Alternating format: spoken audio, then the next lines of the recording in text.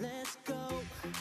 Make no excuses now. I'm talking here and now. I'm talking here and now. Let's go.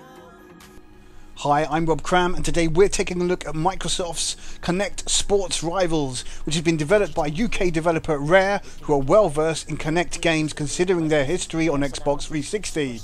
With an all-new improved Kinect sensor to work with and a more powerful system, this should be the pinnacle of hands-free entertaining gaming, except it's not. From the offset, players are steered into the customization feature, which takes a few minutes to calibrate. This maps your face and body to produce an in-game avatar based on your likeness. It's quite a neat feature, although our character looked nothing like the source material, sharing facial hair and skin tone only. A secondary character fared much better, and if you want to fine-tune your look, you can do so via the options. Once done, players are then thrust into the story mode of sorts, which introduces the coach and three very different teams of comical characters you'll either like or detest with a passion. They aren't stereotypical per se, just an odd bunch of characters that steer you through the events, offering their own story to the point where you eventually select which team to join. To begin, players jump into the wake racing event, which works really well, and in all honesty could have been its own game given a few more options. The controls are easy to master, and the sensation of riding the waves is accomplished with ease. It's a very pick up and play event, aside from the fact that some players might struggle with holding the invisible handlebars. There are a few moments of oddities, such as when hitting objects, which leave the player stranded for a few moments whilst the game waits to reset your rider, but overall the basic race is full on and thrilling to participate in. There are extra moves to work with, such as performing stunts on ramps and big waves, and what's more, the other riders can offer a challenge once you progress to racing other Xbox Live gamers' AI. The second event offers rock climbing, which proves to be a decent workout for the arms and requires a bit more precise movement. Sadly, this event lets the whole game down entirely simply because it does not function properly for those who don't live in an open plan office or warehouse. After many attempts at getting Kinect calibrated correctly, the event still failed to pick up our movements properly and interrupted play by dimming the screen with a warning message, but still allowing the event to continue. This in itself is utter madness and a cause for serious frustration. Whoever at Rare decided not to auto-pause the game whilst the player corrected the problem needs to be shot, as this simply ends up being a complete dud for the entire game. Sadly, the story progression relies on this event where the AI moves with quite a pace, which means some players are not going to be able to progress unless they have the patience of a saint or get really lucky.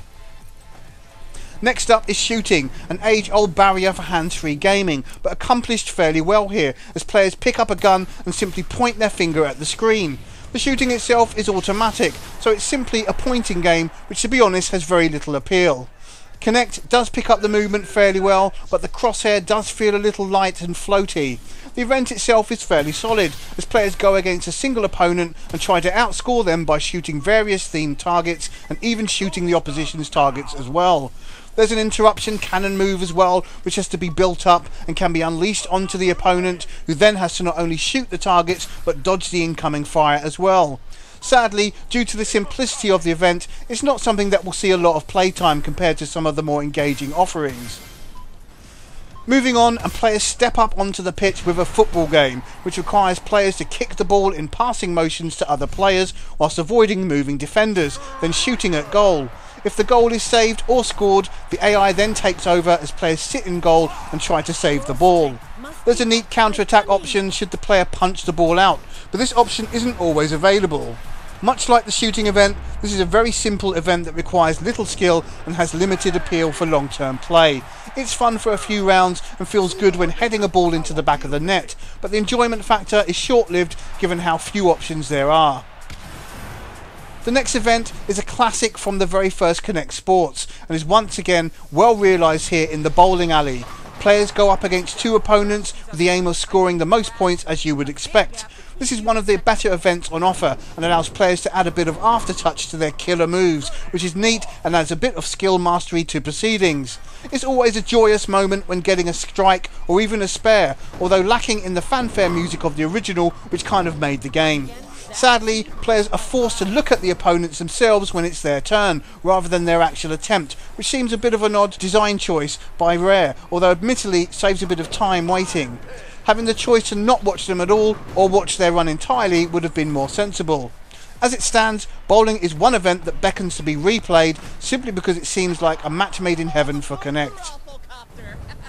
The last event offers tennis, which is similar to the fast-paced table tennis of the original. Once again, this is a well-realised event which has players serve and then return serve with up to 3 games to win.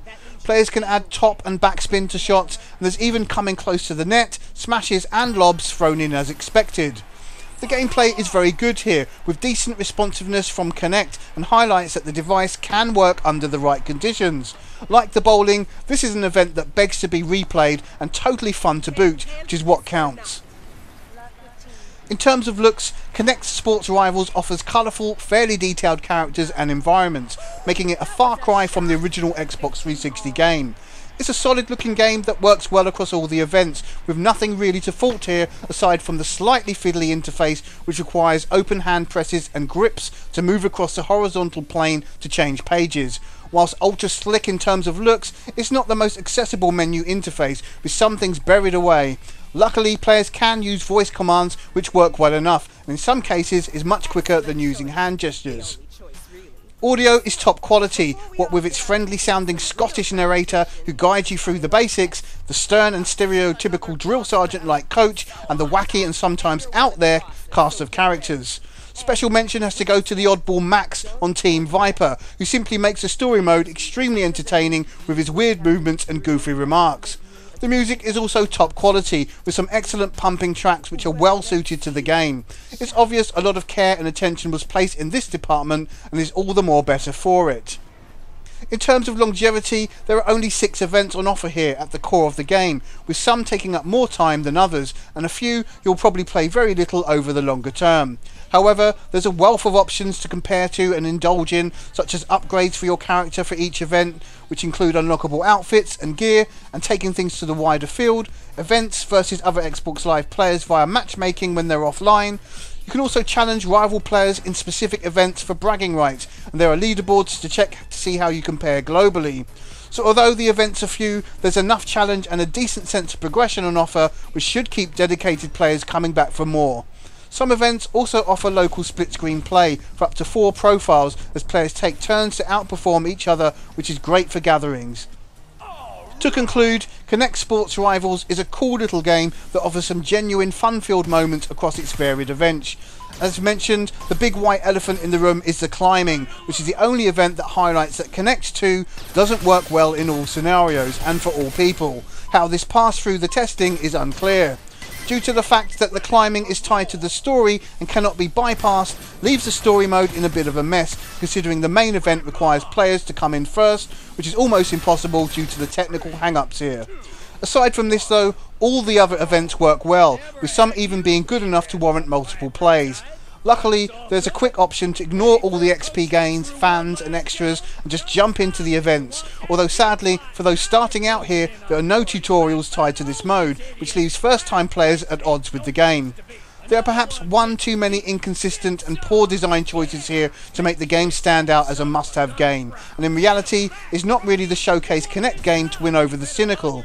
If you have younger players, then the forced story aspects are likely to annoy those with short attention spans, especially for those wanting to just play, but given some perseverance, the story is actually quite fun to play through. If you're looking for a family game to play using Kinect, then this has to be it, but the reality is you're likely to spend most time kicking off in the excellent wake racing, bowling and tennis, so 3 out of 6 events are pretty much obsolete. Kinect Sports Rivals is a solid game that can be recommended, but one that simply falls short of greatness due to poor implementation and oversimplified gameplay in some areas. Kinect Sports Rivals scores 7 out of 10. I'm Rob Cram, thanks for watching.